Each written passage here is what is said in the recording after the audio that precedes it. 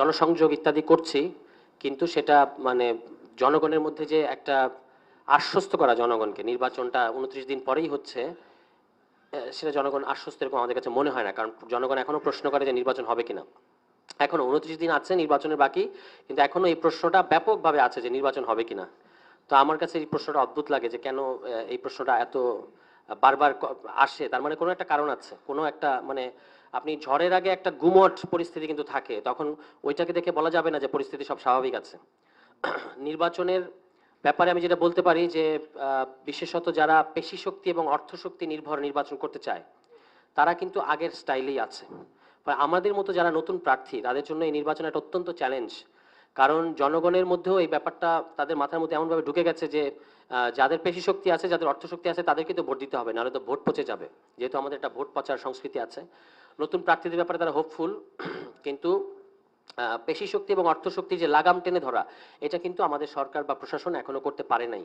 আমরা বিভিন্ন জায়গায় ভোটারদেরকে ভয়ভীতি দেখানো হচ্ছে, এটা একটা নতুন ফেনোমেনন সম্ভবত, বা হয়তো আগেও ছিল, যে তাদেরকে বলা হচ্ছে যে ভোট কেন্দ্রে ওই যেখানে আপনি ভোট দেবেন ওই চটের ঘেরাও করা ওই জায়গাটার মধ্যে সিসিটিভি ক্যামেরা থাকবে, আপনি কোন মার্কায় ভোট দিচ্ছেন এটা কিন্তু আমরা দেখতে পাবো। ফলে আপনি যদি অমুক মার্কায় ভোট না দেন তাহলে পরবর্তীতে আপনাকে দেখে নেওয়া হবে, এই ধরনের হুমকি দেওয়া হচ্ছে।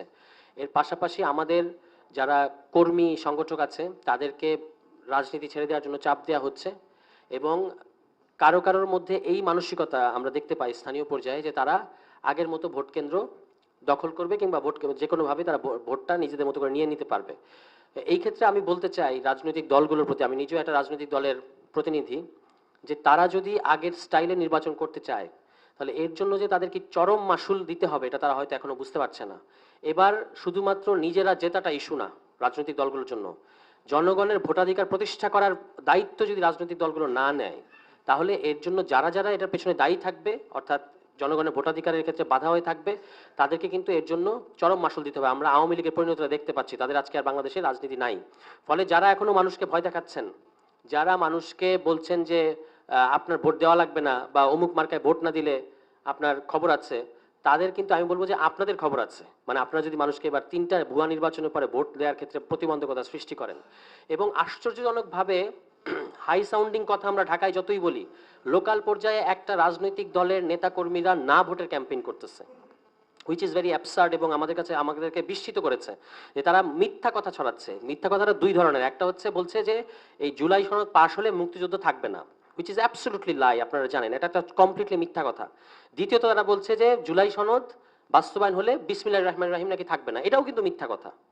মানে এই দুটোর একটাও সত্য কথা না। মানে একদিকে ধর্মের কার্ড খেলা, আরেকদিকে মুক্তিযুদ্ধের কার্ড খেলা, দুটোই কিন্তু সমান তালে চলছে।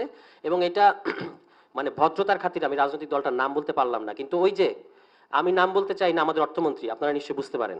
ঠিক আছে, তো এরকম আমি বলবো যে যারা এই কাজটা করছেন তাদেরকে দলীয় নির্দেশনা দেওয়া উচিত হ্যাঁ জেতানোর জন্য। আর যারা এখন প্রশ্ন করছেন যে সরকার কেন গণভোটের একটা পক্ষ হচ্ছে, সরকারকে অবশ্যই পক্ষ হইতে হবে। সারা পৃথিবীতে যত জায়গায় গণভোট হয়েছে সেখানে সরকার একটা পক্ষ, এবং শহীদ প্রেসিডেন্ট জিয়াউর রহমান সাহেব তো গণভোট মানে দিয়ে শুধু মানুষকে বলেন নাই যে আপনি আপনার মতামত দিয়েন যেভাবে ভালো লাগে হ্যাঁ বা না, ওনারা তো হ্যাঁ এর পক্ষে মতামত দিয়েছেন। তাহলে এখন এই কুতর্ক কেন? এখন এই কুতর্ক এই জন্য যে এখনো বাংলাদেশের সংস্কার হোক, এটা অনেকেই চাচ্ছেন না। কারণ তাদের যে পুরনো যে আরামায়েশ এটা নষ্ট হয়ে যাবে।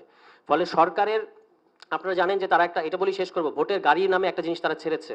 কিন্তু আমি দেখলাম যে এই ভোটের গাড়ি, সরকারের যে ভোটের গাড়ি মানে গণভোটের গাড়ি, এটা আমার এলাকায় অসহায়ের মতো একটা জায়গায় দাঁড়িয়ে আছে। পরে আমরা কিছু লোক গিয়ে ওখানে ওইটাকে জমানোর চেষ্টা করেছি।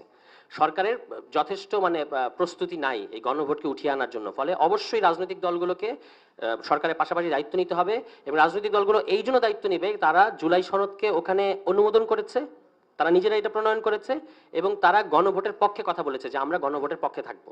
কাজেই আপনি কেন আজকে বলবেন না? আপনাকে তো অবশ্যই মানে গণভোটের বলতে হবে যে গণভোটকে আপনি পাশ করান, হ্যাঁ কে পাশ করান।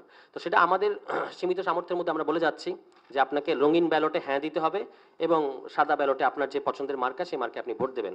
সর্বশেষ কথা, প্রশাসন কিন্তু এখনো লোকাল পর্যায়ে শক্তি কোন দিকে, কারা ক্ষমতাসীন, কারা লোকাল পর্যায়ে এখন পাওয়ারফুল, তাদের দিকে হেলে আছে।